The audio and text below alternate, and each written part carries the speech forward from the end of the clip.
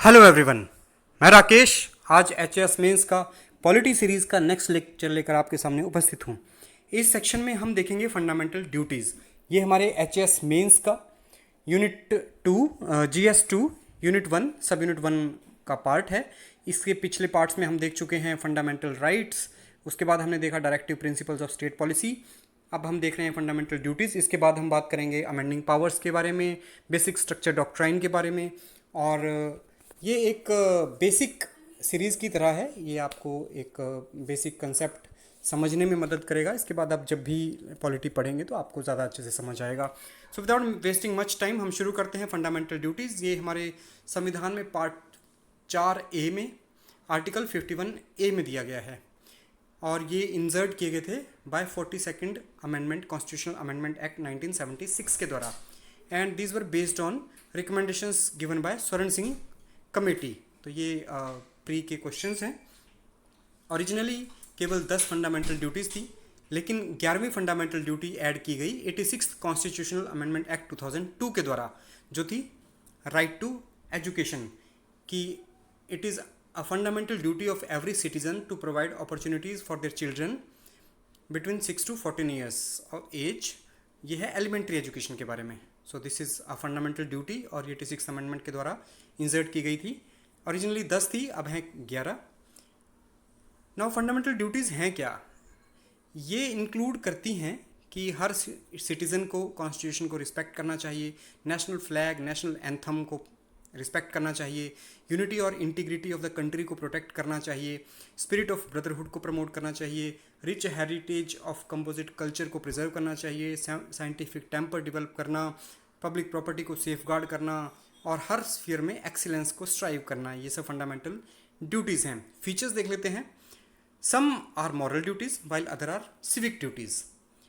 These refer to such values which are part of our tradition religious practices also. जो हमारे संस्कार संस्कृति में निहित हैं, उन्हीं मूल्यों की ये बात करते हैं। These are restricted to Indian citizens only and these are not extended to foreigners, जैसा कि फंडामेंटल राइट्स में होता है। फंडामेंटल राइट्स फॉरनर्स पे भी लागू होते हैं, जबकि फंडामेंटल ड्यूटीज़ केवल इंडियन सिटीजन पे ही लागू होती हैं। फंडामेंटल ड्यूटीज़ जो हैं, फंडामेंटल ड्यूटीज़ नॉन जस्टिशिएबल हैं, जैसे कि directive principles of state policy हैं, ये भी नॉन जस्टिशिएबल हैं।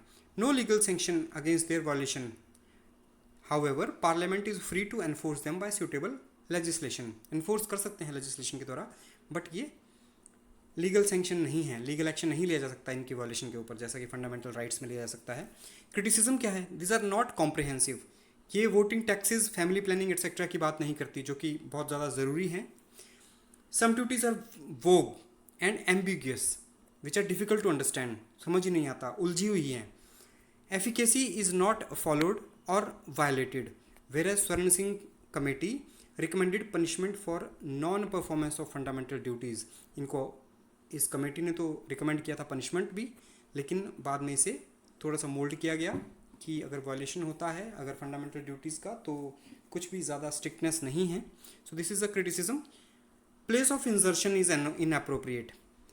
फंडामेंटल राइट्स के बाद ये इंसर्ट होनी चाहिए थी, बट ये इंसर्ट हुई हैं आर्टिकल पार्ट 4A में, आर्टिकल 51A। सो इंसर्शन इनअप्रोप्रिएट जगह पर है। इसका सिग्निफिकेंस क्या है? This are moral guidance and reminder to the citizen कि उनकी नेशन और सोसाइटी के प्रति क्या ड्यूटीज़ हैं। This are warning against anti national anti social activities, जैसे कि झंडा जलाना या झंडे की रिस्पेक्ट ना करना, झंडे का अपमान करना, हमारे राष्ट्रीय झंडे का, पब्लिक प्रॉपर्टी को हानि पहुंचाना, क्षति पहुंचाना, इन सब के लिए एक वार्निंग की तरह काम करती हैं। This is a source of inspiration for citizen कि कमिटमेंट और डिसिप्लिन की सेंस इससे प्रमोट होती है। सो एक इंस्पिरेशन की तरह भी ये काम करती हैं। This help courts to determine constitutional validity of a law. This is very important. ये कोर्ट्स को लॉ की कॉन्स्टिट्यूशनल वैलिडिटी एसर्टेन करने के लिए, डिटरमाइन करने के लिए हेल्प करती हैं। Parliament can provide for imposition of appropriate penalty और punishment for failure to fulfil any of fundamental duties, but by legislation. केवल लेजिस्लेशन के द्वारा ही इनके बारे में, इनके वायलेशन के ऊपर कुछ भी पनिशमेंट निर्धारित की जा सकती है या कोई फाइन निर्धारित किया जा सकता है। सो ये था फंडामेंटल ड्यूटीज़ का एक छोटा सा ब्रिस्क लेक्चर। मैं उम्मीद करता हूँ ये आपके काम आएगा आने वाले एग्जाम्स में, प्री में, मेंस में, दोनों में। So thank you for watching and keep smiling.